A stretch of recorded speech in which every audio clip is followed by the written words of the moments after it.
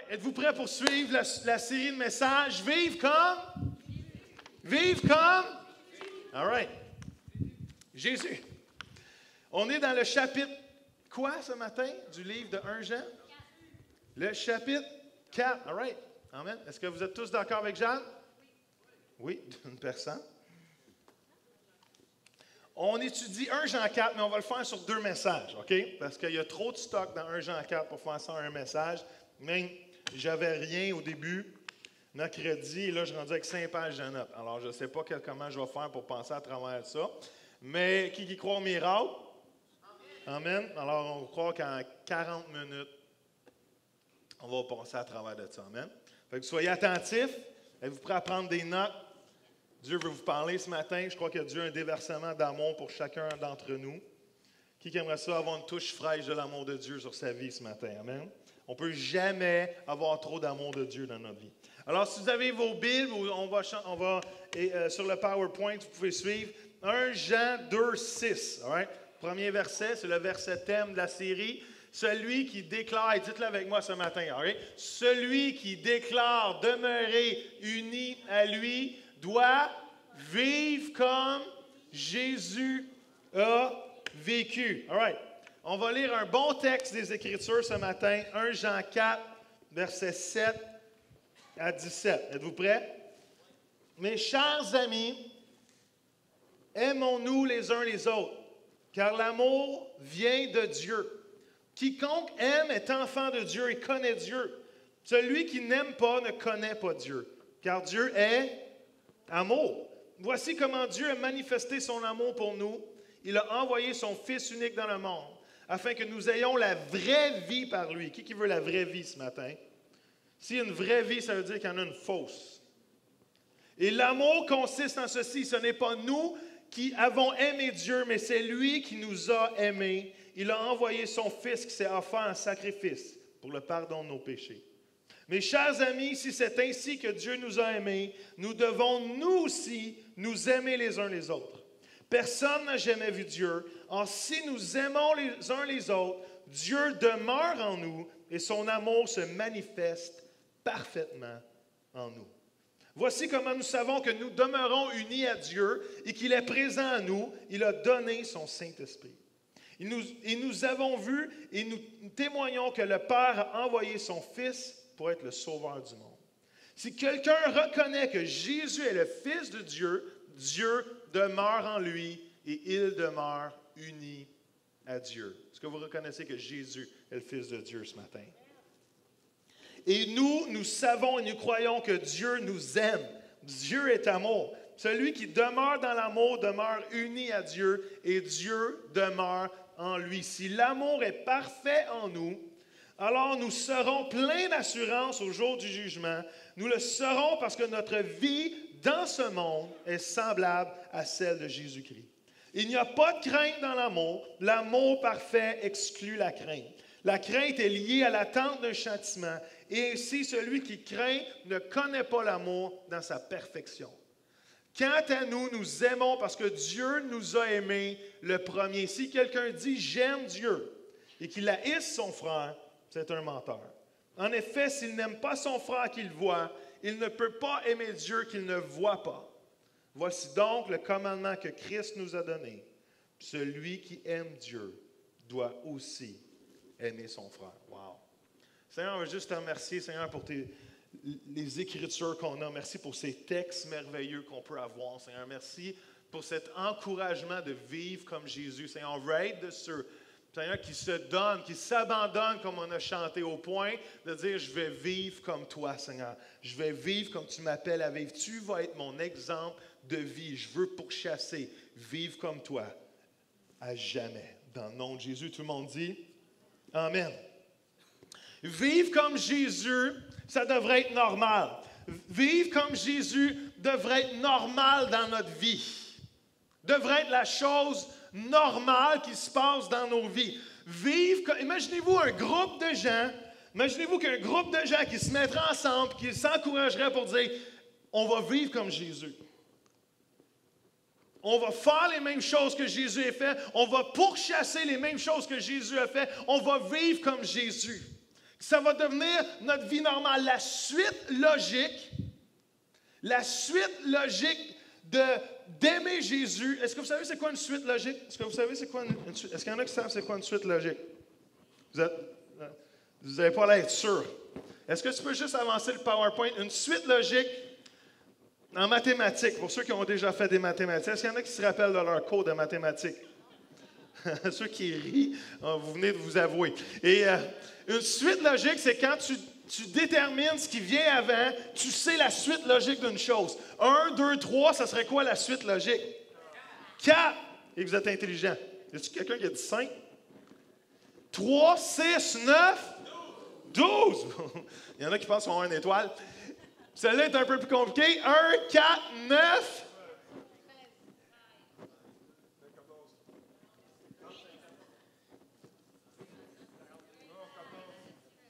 14? Comment? 16. Merci, merci. C'est là qu'on déterminait ceux qui avaient 60 dans la classe et ceux qui avaient 100. Hein? Il y a toujours un morceau plus difficile que l'autre. Il y a une suite logique. Vivre comme Jésus, c'est la suite logique de connaître l'amour de Dieu. 4, c'est la suite logique de 1, 2, 3. La suite logique de reconnaître l'amour de Dieu, d'expérimenter l'amour de Dieu dans ta vie, c'est de vouloir vivre comme Jésus. Est-ce que ça fait du sens? Vous n'avez pas l'air de me croire. Ça devrait être normal de vouloir vivre comme Jésus. Vous savez, souvent on s'arrête, on pense que vivre comme Jésus, c'est avoir une bonne moralité. On pense que vivre comme Jésus, c'est s'éloigner du péché. Oui, c'est ces choses-là, mais c'est pas juste ça.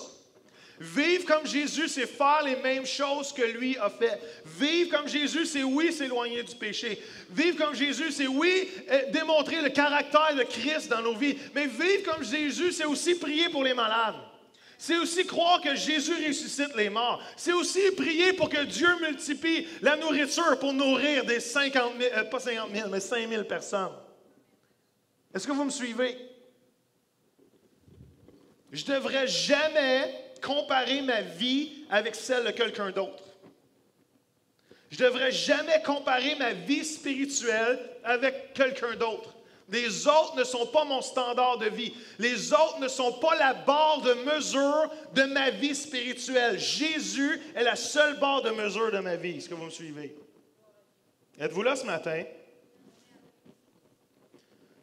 Je n'ai pas à me comparer avec Jeannie. Je n'ai pas à me comparer avec Joseph. Je n'ai pas à me comparer avec Jonathan. Les autres à côté de moi ne sont pas un barème de ce que je vis pour Dieu. Ah, je ne suis pas encore comme telle ou telle personne, mais je suis beaucoup mieux que celle-là, par exemple. Le barème de ma vie spirituelle, c'est comment Jésus a vécu sa vie. Parce que mon appel, c'est de vivre comme Jésus. Est-ce que vous me suivez? Le but de ma vie, c'est vivre comme Jésus. Et tant que je ne vis pas comme lui, je ne devrais pas être satisfait de ma vie spirituelle. Vivre comme Jésus devrait être normal. Tout ce qui est en bas de ça, c'est anormal. On dirait que je vous frappe ce matin et je vous donne des claques d'en face. Je veux juste élever le standard de votre soif ce matin. Je veux élever le standard de vos désirs. Je veux élever le standard de qui vous devriez vous comparer. Pas à votre voisin, pas à gauche ou à droite, pas celui qui tombe ou celui qui fait mieux. La seule personne que vous devriez avoir comme exemple de dire « Je veux que ma vie ressemble à cette personne-là », c'est Jésus-Christ. Il est ma seule barre de mesure, il n'y en a pas d'autre.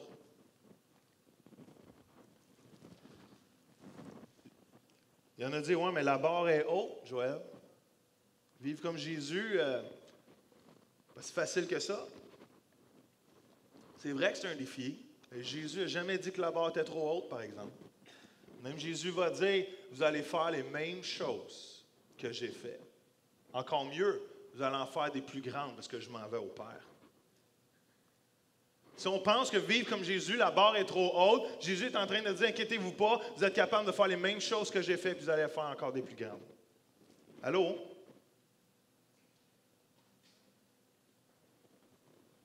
On ne devrait jamais essayer de vivre plus bas que le standard que Jésus a mis dans notre vie. Gandhi a dit ceci, je ne sais pas si c'est sur cette image-là ou un autre, mais Gandhi a dit ceci un jour, il dit « J'aime votre Jésus, j'aime votre Christ, j'aime votre Jésus, mais j'aime pas vos chrétiens. Parce que vos chrétiens ne ressemblent tellement pas à votre Jésus. »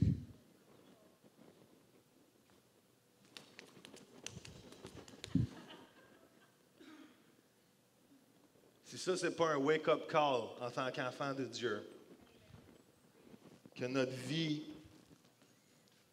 devrait s'aligner avec la vie de Jésus, on ne sera jamais réveillé, parce que ça, c'est une des plus belles claques d'en face qu'on pourrait percevoir. Pour ceux qui disent qu'ils sont les enfants de Dieu, est-ce que notre vie ressemble à celle que Jésus a vécue? Êtes-vous là ce matin? Être chrétien, ce n'est pas quelque chose que tu acceptes, c'est quelque chose que tu démontres. C'était bon, ça, Joël? Être chrétien, ce n'est pas quelque chose que tu acceptes, c'est quelque chose que tu démontres. Même les gens de la Bible, vous savez, c'est quand ils ont appelé les gens chrétiens, le mot chrétien veut dire des petits Christ. C'est toujours fatigant de dire ce mot-là dans un message. Petit Christ, des petits Jésus, parce que les gens, quand ils voyaient les gens qui ont suivi Jésus, ils se rappelaient d'eux comme ayant été avec Jésus. Et ils sont peut-être la même représentation de Jésus. C'est pour ça qu'ils se sont fait appeler des chrétiens, des petits Christ, parce qu'ils faisaient la même chose que Jésus. C'est des petits Jésus. Je crois que des fois, le mot chrétien est dilué aujourd'hui. Le mot chrétien, ce n'est pas juste d'aller dans une église ou dans une assemblée. Le mot chrétien, je pense que vous avez baissé les lumières. Ils vont s'endormir sur moi. Montre-le un peu, sinon je vois rien. Les petits chrétiens, nous sommes des chrétiens, nous sommes des petits Christ. Et tant que nous ne vivons pas comme la représentation de Jésus le plus possible, on ne devrait pas être satisfait de où qu'on est dans notre vie spirituelle. Est-ce que ça fait du sens? Même la parole de Dieu va dire que vivre comme Jésus, c'est un niveau de confiance dans ton salut. Vivre comme Jésus, c'est un niveau de confiance dans ton salut. Il y a un verset qui dit ceci, c'est verset 17. « Si l'amour est parfait en nous, alors nous serons, quoi? Pleins d'assurance au jour du jugement. Nous le serons parce que notre vie dans ce monde est semblable à celle de Jésus-Christ. » Wow! Si l'amour est parfait en nous, alors nous serons, quoi? Plein d'assurance au jour du jugement. Nous le serons, plein d'assurance. Pourquoi? Parce que notre vie dans ce monde est semblable à celle de Jésus-Christ. Est-ce que, les amis, je vous aime, là, mais pouvez-vous éteindre ceux-là, puis juste laisser... C'était parfait avant. Puis juste rouvrir ceux dans la salle. Non, pas ceux-là. Le petit Zimmer en dessous. Comment m'interrompre dans un message où l'onction est en train de tomber? Alléluia, praise. Il y a un piton en dessous, Danny Boy. All right. Vous allez le trouver d'ici la fin du message. Mais pas les autres.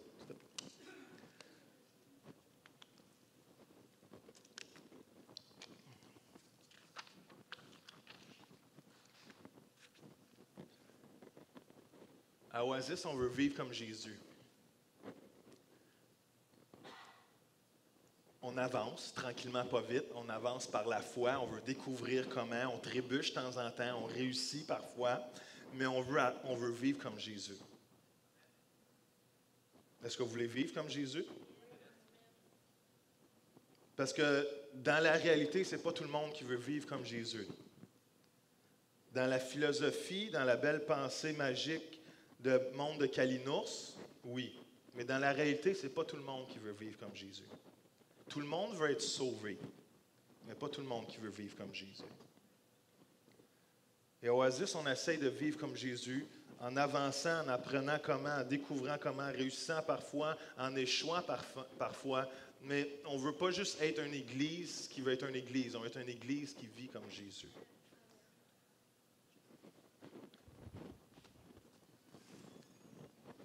J'ai sorti mon tableau. Ça devrait fonctionner. Ça s'efface. All right, parfait. Juste au cas où, c'est le cas, prend le tableau de l'école puis il le gâche. Il y a 4 domaines. Il y a 4 domaines qu'en tant que chrétien ou humain, on doit penser au travers. Okay? Je vais aller rapidement parce que j'ai un autre bout de message que je veux faire. Le premier domaine, parce que vous voyez, hey, wow! Hey, ça mérite un applaudissement, ça fait. Sérieux. Il y a une onction de dessinateur qui est tombée sur ma vie. Oh. Elle est repartie. Des fois, c'est momentané. Hein? Dieu donne des dons juste pour un moment. Le premier domaine à lequel nous appartenons tous, c'est le domaine du monde. Avant de connaître Jésus, on était dans le monde, dans le système. On est des non-croyants. On ne croit pas en Dieu. On commence tout là. Avant de connaître Jésus, avant de croire en Jésus, on ne croyait pas en Jésus. Êtes-vous d'accord avec ça? On commence tout dans ce monde-là. Mais l'amour de Dieu nous interpelle à changer de ce domaine-là. Êtes-vous d'accord avec ça? Même ça dit que quand on est dans le monde, quand on ne croit pas en Dieu, on est mort. Il y a un verset qui va dire que nous sommes passés de la mort à la vie. Est-ce qu'il y en a ici qui sont passés de la mort à la vie? Comment? Êtes-vous sûr de ça? Moi, je suis passé de la mort à la vie. Même si je vivais, maintenant, j'ai la vraie vie que Dieu veut me donner, une vie éternelle. Qui sait que à cause de ça, mon péché ne me sera jamais remis d'en face quand je vais me présenter devant Jésus.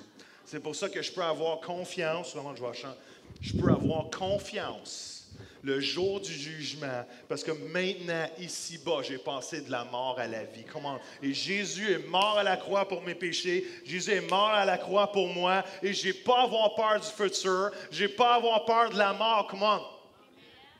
Parce que j'ai déjà passé de la mort à la vie. Je suis déjà passé dans le monde de l'éternité, même si je vis, même si mon cœur bat, le jour que mon cœur va arrêter de battre, je vais encore vivre jusque dans l'éternité, parce que je suis passé de la mort à la vie. Qui dit amen à ça? Et je pense que vous l'avez dit, c'est juste, je trouve ça bon quand même. All right. Fait qu'on fait tous partie de ce domaine-là. Le prochain,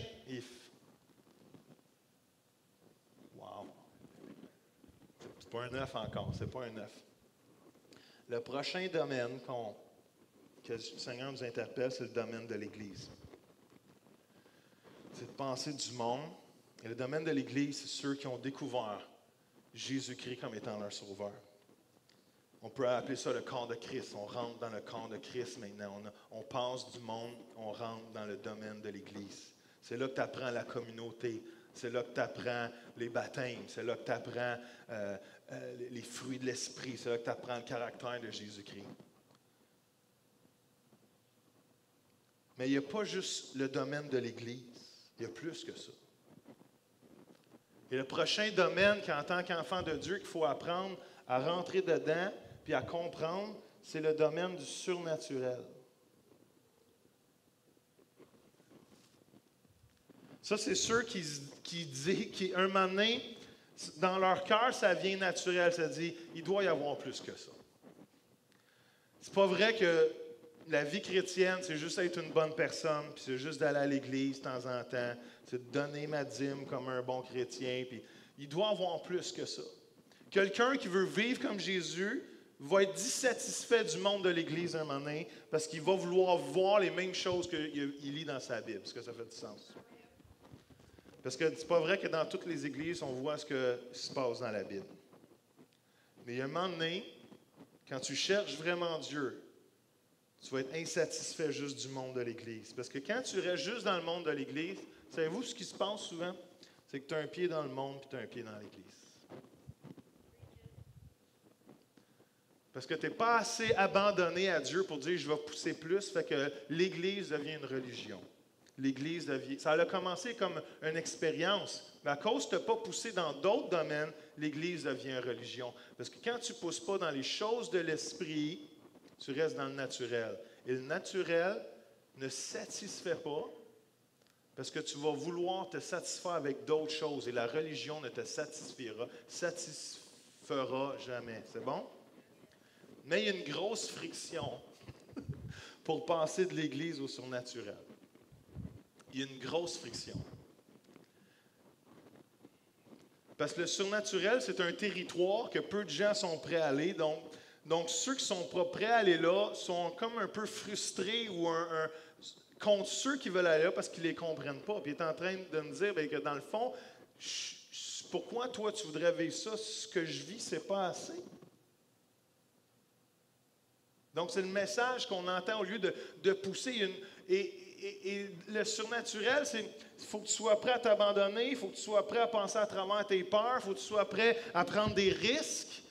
Et souvent, quand on a peur ou on n'est pas prêt à prendre des risques, bien, on reste dans le domaine de l'Église.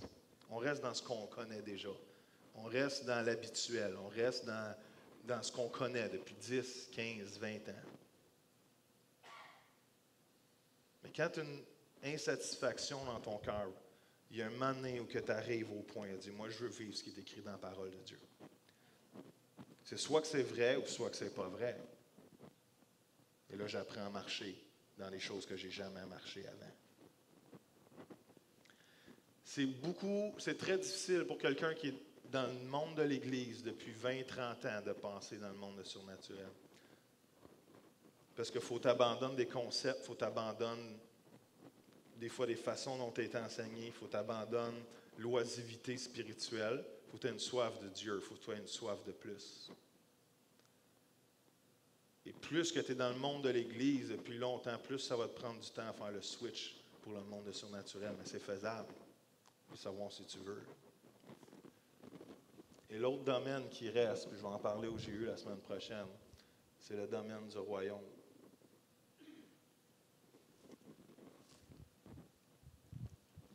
Parce que Dieu ne nous a pas appelés juste à faire des convertis, il nous a appelés aussi à faire des disciples. Et dans ces disciples-là, d'aller dans toutes les nations et de répandre le royaume de Dieu. C'est ça le but de l'Évangile.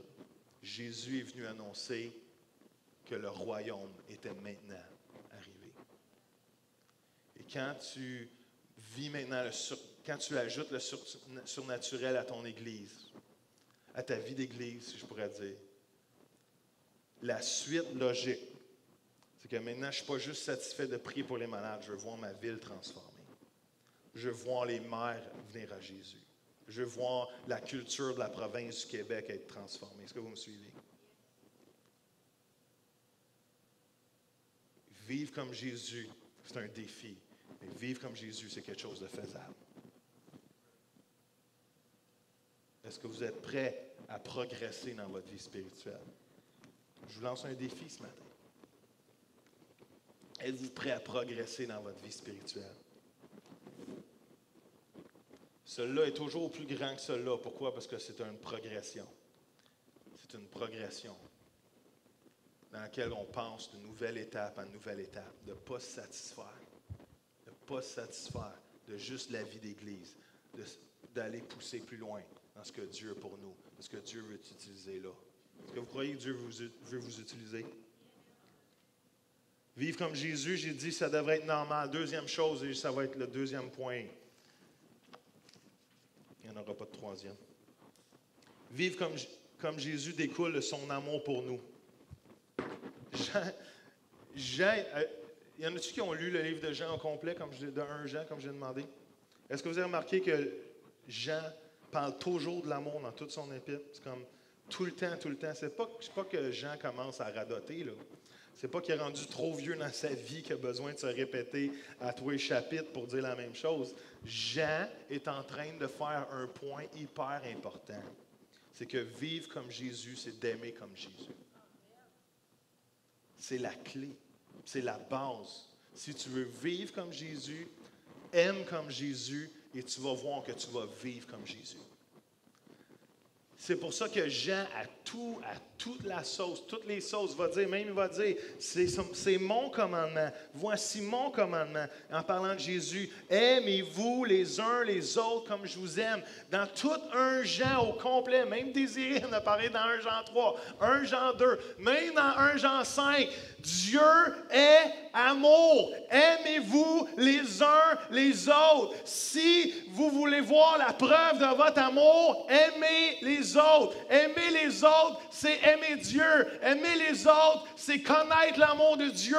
Les deux sont liés ensemble. Recevoir l'amour de Dieu, vivre comme Jésus, c'est aimer comme Jésus. Il faut faire cette base, cette fondation profonde dans nos vies. Pour vivre comme Jésus, je dois quelque part démontrer l'amour de Jésus.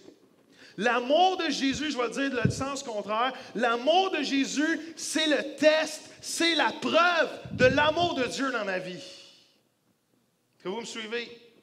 Que je démontre de l'amour envers le voisin, que je démontre l'amour les uns envers les autres, c'est le test, c'est la preuve que l'amour de Dieu est dans ma vie.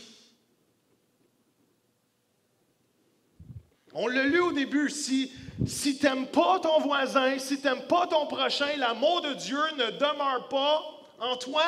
La preuve que l'amour de Dieu est en toi, c'est que tu vas aimer les autres.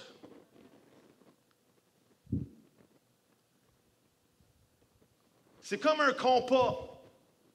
La nature de Dieu, c'est l'amour. Est-ce que vous me suivez? La nature de Dieu est amour. La nature de Dieu, c'est amour. Dieu n'est pas colère. Dieu n'est pas schizophrène. La nature de Dieu, c'est l'amour. All right? Il n'est pas despotique. On tue tout le monde une journée. Ensuite, Jésus vient, Dieu est amour. Puis à la fin des temps, il revient despotique puis il tue tout le monde. All right? La nature de Dieu, c'est l'amour. Vous me suivez? Le compas, qu'est-ce que le compas il fait? Le compas il nous oriente. Le compas nous amène à une direction. Le compas nous dirige. Mais le compas, une boussole, ça se dit pas un compas? Hein? Pas un GPS, une boussole. Excusez, c'est en anglais compas? Sinon, c'est compas. Anyway. Une boussole, all right? On recommence l'illustration. Une boussole nous pointe vers le nord. Pourquoi? Parce qu'elle réagit à quoi? À la nature de la terre. La boussole, l'aiguille, se soumet à la nature de la terre. Elle réagit. Fait qu'à ce moment-là, elle pointe vers la bonne direction. Le cœur d'un enfant de Dieu est comme une boussole. La nature de Dieu est en nous à cause de Jésus-Christ et on devrait réagir à la nature de Dieu qui est dans notre vie. Et cette réaction-là, c'est d'aimer les autres comme Jésus nous a aimés. La réaction normale de mon cœur à la nature de Dieu que j'ai rencontrée, l'amour que j'ai reçu, l'amour que j'ai versé, que Dieu a versé pour moi, même la parole, 1 Jean va nous dire, vous m'aimez parce que quoi? Parce que je vous ai aimé en premier. Mon amour pour Dieu est même une réaction à son amour qui est déversé en moi.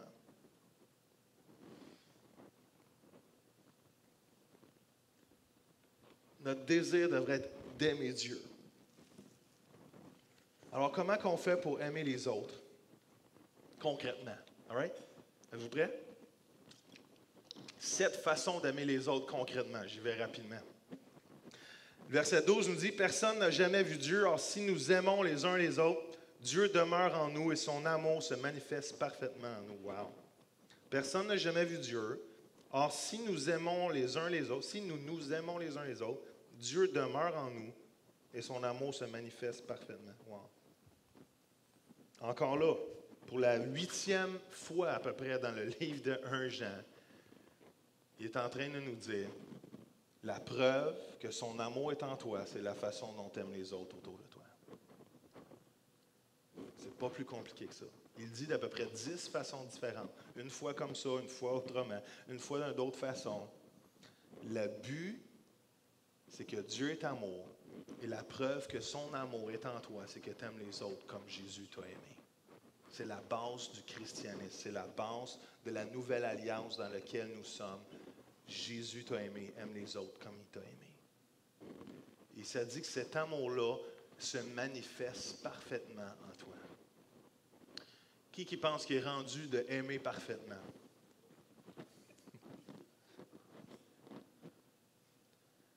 Mais ça dit que plus que j'aime les autres, plus son amour se manifeste parfaitement en moi. Le plus que je découvre comment aimer les autres, plus son amour se perfectionne en moi. Donc, plus que je me pratique à aimer, plus que je fais des actions concrètes d'amour les uns envers les autres, l'amour de Dieu se manifeste de plus en plus en perfection à travers moi. Parce que les gens ne voient pas Dieu, mais vont se donner à Dieu le jour qu'ils vont voir l'amour qui se manifeste à travers chacun de nous. Ils vont dire de où vient cet amour, et cet amour-là, c'est l'amour de Dieu. Est-ce que vous me suivez? Les gens ne voient pas Dieu nécessairement. Les gens sont voilés. Mais qu'est-ce qui les éveille à Dieu? C'est notre amour qu'on a pour les autres. C'est la façon dont on aime les autres. C'est la façon dont on se comporte avec les autres. C'est la façon dont on réagit dans telle ou telle situation. C'est la façon dont on manifeste l'amour. Et plus que je manifeste, elle se perfectionne en dedans de moi. L'idée de perfection, c'est de croissance. Qui veut croître dans son amour ce matin? Qui veut perfectionner son amour? All right? Cette façon de perfectionner son amour. Êtes-vous prêts? Il faut apprendre à s'honorer les uns les autres. Savez-vous c'est quoi s'honorer? C'est plus que ça. S'honorer, c'est de mettre de la valeur sur la vie de la personne qui est devant toi. Ça veut dire que je vais y parler comme il faut. Ça veut dire que quand elle me parle, je vais l'écouter. Ça veut dire que je mette de haute valeur sur la vie de cette personne-là. Quand quelqu'un rentre dans ma sphère, dans ma bulle, comme on dit, je vais allumer à dire que cette personne-là a de la valeur, comment je peux la faire sentir encore mieux. Et vous savez tous, quelque part, quelqu'un qui vous voit avec de la valeur, comment ça vous encourage, comment ça vous bénit, comment ça vous bâtit, comment ça vous propulse. Pourquoi? Parce que quelqu'un a vu qui vous étiez. Il y a une façon d'aimer. Comment Jésus aimait? Jésus voyait Zachée. Jésus voyait les gens que personne ne voyait, mais il mettait de la valeur sur chaque rencontre qu'il y avait. Est-ce qu'on est capable, en tant qu'enfant de Dieu, d'être tellement allumé, tellement en amour avec les gens, pas d'une façon philéo, d'une façon d'amour de Dieu, une façon agapée, est-ce qu'on veut être tellement en amour des gens que quand ils rentrent dans notre sphère, on demande au Seigneur, aide-moi à ajouter de la valeur à sa vie. Aide-moi à l'honorer. Aide-moi que quand elle va partir de cette rencontre avec moi, cette femme-là ou cet homme-là va sentir qu'elle a de la valeur à mes yeux et aux yeux de Dieu. Est-ce que vous me suivez? On a eu beaucoup de choses dans les nouvelles cette semaine. Et pas juste le beau soleil ou la météo. Vous comprenez ce que je veux dire? Ou que tout d'un coup, ce qui était caché est devenu à la lumière dans la vie de certaines personnes qu'on respectait, qu'on aimait même, des gens de réussite. Et même si le péché est derrière de tout ça, le problème, c'est un manque d'honneur envers les individus qu'on rencontre. C'est de penser que les gens qu'on rencontre sont là pour notre bien, au lieu de penser que nous sommes là pour faire du bien aux autres. Est-ce que vous me suivez? Rajoutons de la valeur à la vie des gens. Romains 12, 10, ceci, comme les membres d'une même famille, aimez-vous en frères, d'une affection vraie et profonde. Estimez-vous mutuellement. Placez toujours l'autre au-dessus de vous. Honorez-le comme vous étant supérieur. Soyez les premiers à témoigner des égards. Wow! Si on veut montrer l'amour de Jésus, si je veux aimer comme Jésus, si je veux vivre comme Jésus, je vais honorer ceux qui passent devant moi. Je vais honorer ceux que je rencontre. Je vais en mettre leur valeur. Est-ce que vous connaissez Johnny Lingo? Moi non plus. Johnny Lingo, c'est une histoire, c'est un livre qui a été écrit. C'est un court livre, mais c'est l'histoire d'un jeune homme qui voulait se marier, qui venait de Tahiti. Et la coutume à Tahiti, c'était qu'en échange de la main de la dame que tu vas marier ou que tu veux marier, tu dois donner des vaches. Et Johnny était déjà un homme d'affaires qui était habitué aux transactions. Et la femme qu'il voulait était considérée pas trop de vaches. Dans le sens qu'aux yeux du village, aux yeux des gens, c'était pas la plus belle, c'était pas la plus haute, c'était pas... Mais toutes les femmes dans le village échangeaient la valeur qu'il y avait parce qu'elles disaient hey, « moi, mon mari, il m'a eu pour 2 vaches. Moi, mon mari m'a eu pour 4 vaches. Puis moi, mon mari, il m'a eu pour 3 vaches. » Et son taux de vente était pas haut. Même les gens du village disaient au père, écoute, demande-y 3 vaches, au pire, tu vas en avoir 2. C'est comme essaie de négocier. Et le jeune homme arrive pour demander la main, être prêt à faire cette transaction-là. Puis le père dit, écoute, je te demande 3 vaches contre la main de mon époux aussi. Johnny dit, ma fille, c'est quoi j'ai dit? Il dit 3 vaches. C'est beaucoup. Mais ma femme, elle vaut bien plus que ça. Je te donne ma fille, bien, sa future femme. Ta fille, ma future femme, elle vaut 8 vaches. Moi, je te donne 8 vaches. Le lendemain, tout le monde arrivait pour voir le résultat de la vente ou de l'échange. Et tout le village était là pour voir comment Johnny amenait de vaches. Et Johnny amenait 8 vaches. Et Johnny dit aux gens après, il dit, je ne voudrais jamais que ma femme, elle pense qu'elle vaut moins que ça. Et voici ce qu'elle a de valeur à mes yeux. Quelle femme veut se promener en sachant que son mari pense qu'il vaut juste une vache?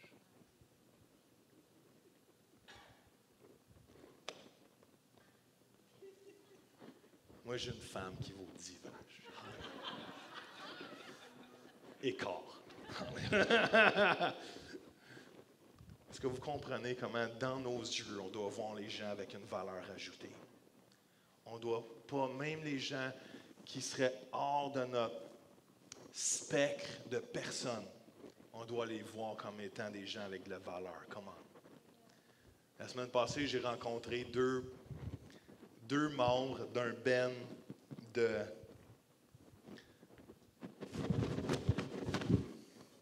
Comment ça s'appelle, Joseph, tes bands comme ça?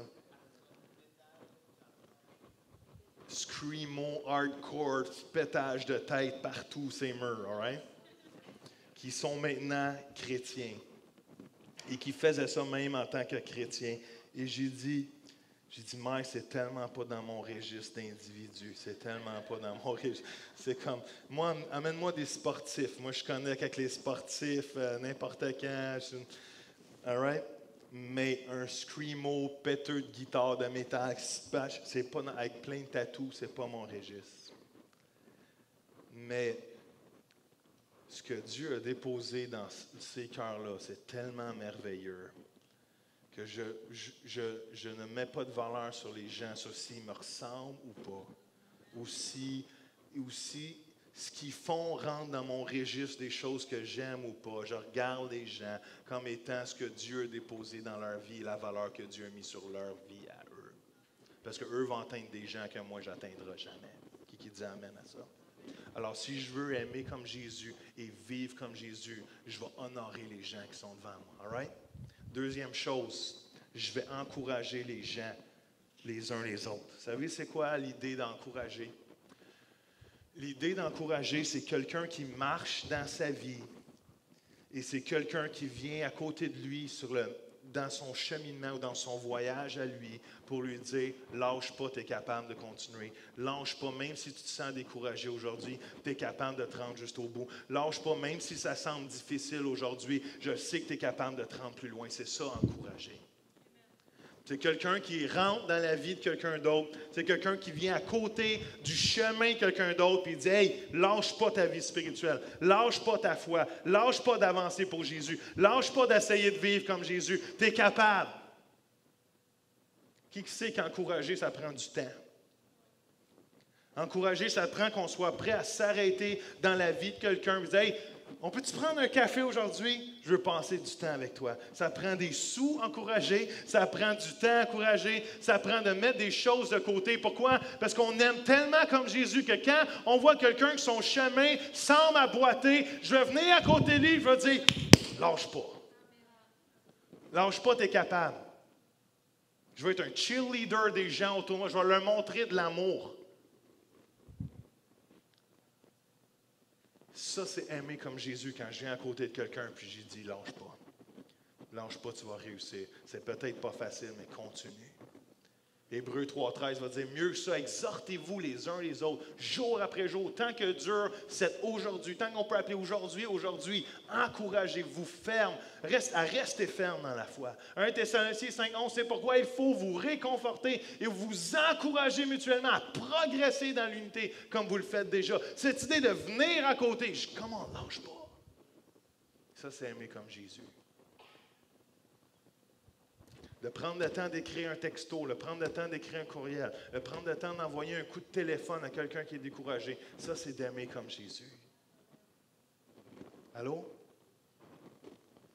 Troisième chose, partager les uns avec les autres. Dans 1 Jean 2, il y avait ce verset-là. Ça dit, ou c'est 1, je ne sais, je ne me rappelle plus, mais ça dit, si tu as de quoi à donner à un autre, mais tu fermes ton cœur, l'amour de Dieu est pendant toi. Si tu as de quoi que tu peux partager, mais tu fermes ton cœur à l'individu qui est en besoin, Jean est en train de dire l'amour de Dieu est pendant toi. Wow. Et si on veut aimer comme Jésus, on va apprendre à partager les uns les autres. Ce que j'ai moi comme bien, je suis capable d'en partager une part pour que toi aussi tu vives du bien de ce que je te donne, que tu vives la satisfaction. Il n'y a pas un moment où je ne chante pas plus l'amour de Dieu. Oui, il y a d'autres moments, mais il y a des moments... comment je dis ça? C'est tout le temps un moment extraordinaire de sentir l'amour de Dieu. Quand quelqu'un m'appelle ou cogne à ma porte et dit « Joël, j'aimerais ça te donner telle ou telle chose. » Je dis « Wow, je me sens aimé. » Et on partage l'amour de Dieu quand on partage, on donne des biens. Au lieu des fois de scraper quelque chose, y a-t-il quelqu'un que Dieu voudrait nous guider à donner quelque chose, un auto, des biens, un ordinateur, quelque chose. Quand on partage, on démontre l'amour de Dieu. On est en train de dire aux gens, Dieu est en train de penser à toi présentement. Comment on veut répondre? Je ne connais pas personne qui ne prie pas pour quelque chose qui a de besoin. Est-ce que vous priez pour vos besoins, vous autres? Non, je m'exprime mal. Est-ce que vous priez pour vos besoins? J'ai besoin d'un nouvel ordinateur, je n'ai pas d'argent. Est-ce que vous priez pour ça? Est-ce que vous pensez que l'ordinateur va être fabriqué au ciel quelque part et descendre sur un nuage blanc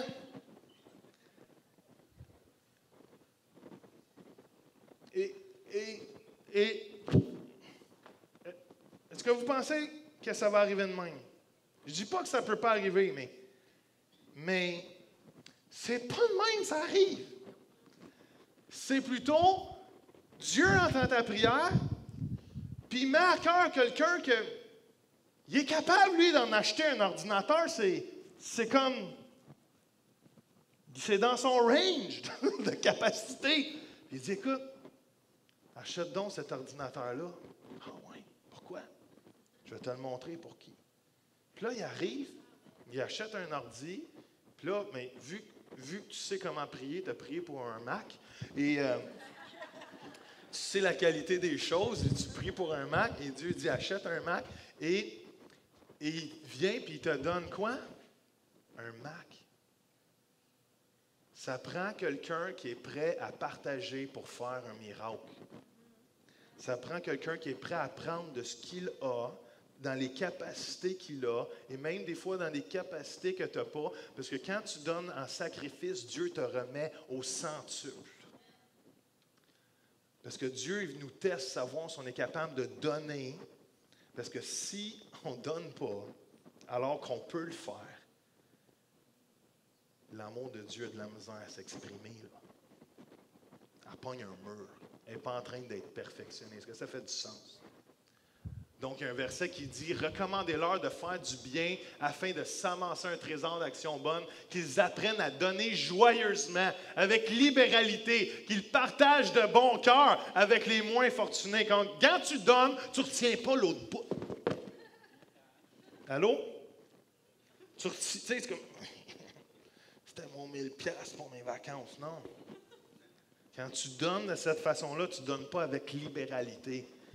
Quelqu'un qui comprend que Dieu prend soin de lui, il est prêt à donner avec libéralité. Parce que même si c'est un sacrifice présentement, Dieu prend soin de tous mes besoins parce que je recherche le royaume de Dieu en premier. Je ne recherche pas mes choses. Êtes-vous là? Alors, prochaine slide, c'est quoi le 4e point? Ah oui, c'est servir les uns les autres. Qui sait que servir les autres, c'est être comme Jésus?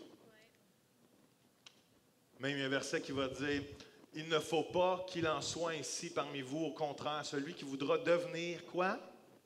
Grand parmi vous prendra la place d'un serviteur. Et s'il veut être la tête des autres, qu'il soit prêt à être l'esclave de tous. Car le Fils de l'homme lui-même n'est pas venu pour se faire servir, mais pour servir et donner sa vie pour payer la rançon pour beaucoup d'autres. » Je pense qu'il n'y a pas plus grande façon de vivre comme Jésus que de servir comme Jésus. Jésus n'est pas venu pour se servir lui-même. Jésus n'est pas venu pour s'élever lui-même. Jésus est venu pour être le serviteur de tous et donner sa vie afin que chacun d'entre nous, on ait la vie éternelle. Comment?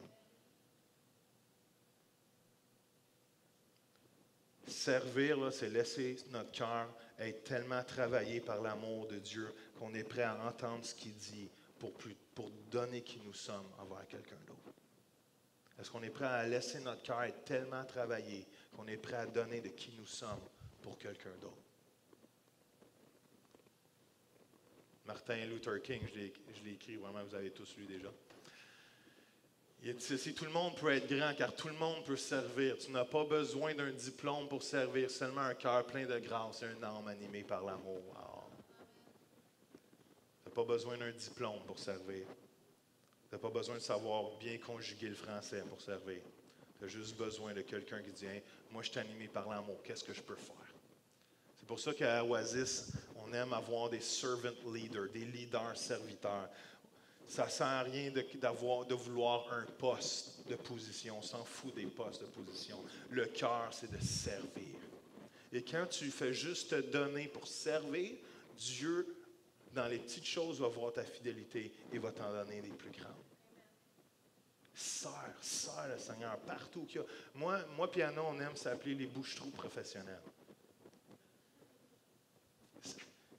Vous ne pouvez pas savoir comment ça me fait plaisir d'être à l'accueil quand il manque quelqu'un dimanche matin, ou quand c'est Des qui prêche puis que je peux faire d'autres choses. Je ne rentre pas ici en étant supérieur à vous. Je rentre ici seulement dans la même attitude qu'on devrait tous avoir, c'est « Seigneur, comment je peux servir le corps de Christ aujourd'hui? Comment je peux servir mon frère et ma soeur? » Ça me fait plaisir de me mettre au même niveau. Je suis au même niveau.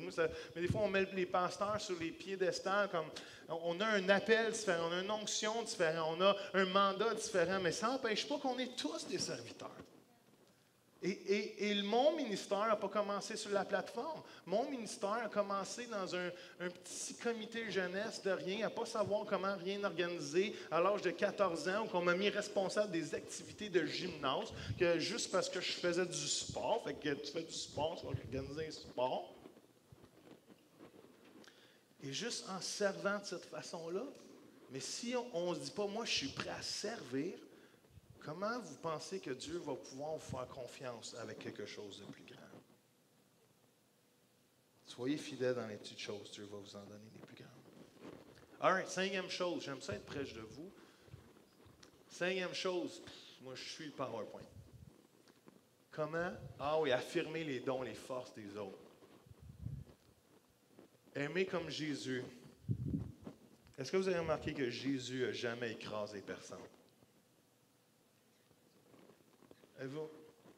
Oui, c'est vrai qu'il a accroché les pharisiens, mais c'était pour les réveiller. Mais chaque personne qui venait à lui, Jésus ne les a jamais renvoyés. Il les a toujours. Ah, le soleil est levé encore. Il y a beaucoup de journées dans mon message. Est-ce que mon message est si long que ça? On dirait que ça fait 3 jours qu'on passe ensemble.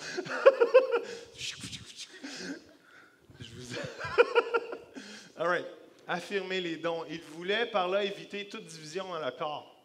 et donner aux différents membres le sens de leur solidarité réciproque, que chacun d'eux ait le souci des autres et leur témoigne une égale sollicitude. Dans le désir de ne pas se diviser l'un à l'autre, l'idée, c'est qu'on est capable d'affirmer les dons de chacun.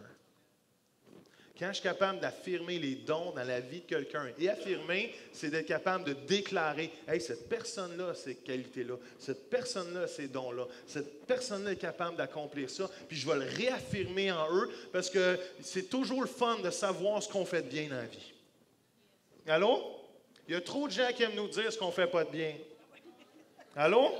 Il y a trop de gens pour nous faire dire qu'est-ce qu'on a manqué cette semaine, qu'est-ce qu'on n'a pas réussi. Ça fait tellement du bien quand quelqu'un arrive et nous tape sur l'épaule et il dit « Hey, merci pour ce que tu as fait. Merci. » Tu es allé voir Manon un matin. Elle m'a fait des dossards comme ça. Elle n'a pas fait ceux juste qui sont là. Elle en a fait encore plus que demandé. Elle en a fait 20 autres de plus. Puis je vais en avoir pour le GU. Je pensais qu'il était pour m'en manquer. Je vais en avoir plein. Je suis allé la voir. Je dis « Manon, merci. Merci d'avoir cousu ça dans le fond de ton sous-sol à 2 heures du matin avec une petite lumière. Parce que je ne peux pas avoir ça s'il n'y a pas quelqu'un qui est prêt juste à servir, puis prendre son don, puis l'emmener en avant pour les autres. Amen? All right. 6e chose, c'est de porter les fardeaux les uns les autres. Wow! Ah ben là, c'est un peu plus lourd, pour ne pas faire de jeu de mots. Est-ce qu'on peut être capable, vous savez, porter les fardeaux de quelqu'un d'autre, c'est pas prendre sa vie sur tes épaules, mais c'est l'aider, lui, à les transporter. Je n'ai pas à prendre les émotions de quelqu'un d'autre, je n'ai pas à prendre les nuages de la vie de quelqu'un d'autre, mais j'ai à apprendre à venir à côté puis dire « Hey, je peux-tu t'aider à porter tes fardeaux, par exemple? » C'est toi qui vas y vivre tes fardeaux. J'ai déjà assez des miens. J'ai déjà assez des miens. Mais je suis jamais assez, je devrais jamais être assez imbu de moi-même pour penser que les fardeaux des autres sont trop lourds à aider à les porter aussi. J'aime ce verset dans Romains qui dit ceci. « Si donc nous nous considérons comme forts, si notre foi est robuste et nos convictions fermes, sachons que nous aurons à faire nôtres les fardeaux que leurs scrupules imposent aux faibles. Nous devons soutenir ceux dont la foi est encore mal assurée. Nous n'avons pas le droit de ne penser qu'à nous-mêmes et d'agir à notre guise. Nous ne pouvons pas simplement rechercher notre propre agrément et vivre pour notre propre plaisir. » Wow! C'est fou ce que ça dit là. Je ne suis pas appelé juste pour mon propre plaisir, pour mon propre chose. Je suis appelé quelque part aussi à dire, hey, je vais t'aider à porter tes fardeaux. Je vais t'encourager. Je vais te donner des outils. Je ne peux pas prendre ta vie à ta place. Tes choix, c'est tes choix. Mais je vais t'aider à avancer, par exemple. Est-ce que ça fait du sens? Et dernière chose, et non la moindre, c'est d'être capable de pardonner aux autres. Pardonner, c'est relâcher la culpabilité que les gens ont fait envers nous. Pardonner, c'est relâcher le tort que les gens ont fait envers nous en lui disant « Je te relâche de ce que tu as fait contre moi. » Est-ce que je suis capable de relâcher ce que les gens peuvent avoir fait comme tort en disant « Je te pardonne. » Ouh, c'est pas facile. C'est pas facile. Mais celui qui ne pardonne pas est pire que celui qui a fait une offense.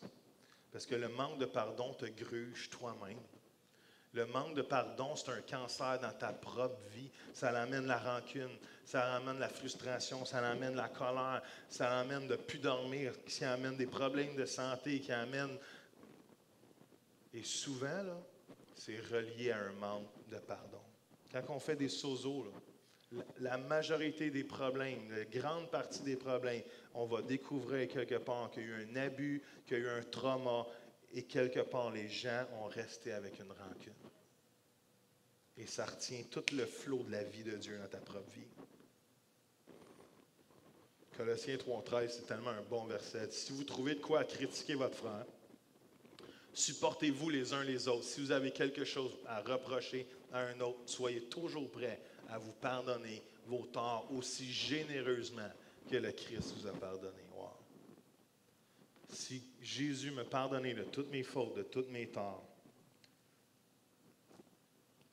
je devrais avoir, j'ai de la difficulté, mais je devrais avoir aucun problème avec l'idée, avec le fait que moi-même, je dois pardonner ceux qui me font des torts. Sinon, je ne réalise pas tout ce qui m'a été pardonné à moi, tout ce qui a été fait à mon égard. Si je veux vivre comme Jésus, je vais aimer comme Jésus, je vais honorer, je vais pardonner, je vais servir, je vais encourager, je vais approuver les dons des gens.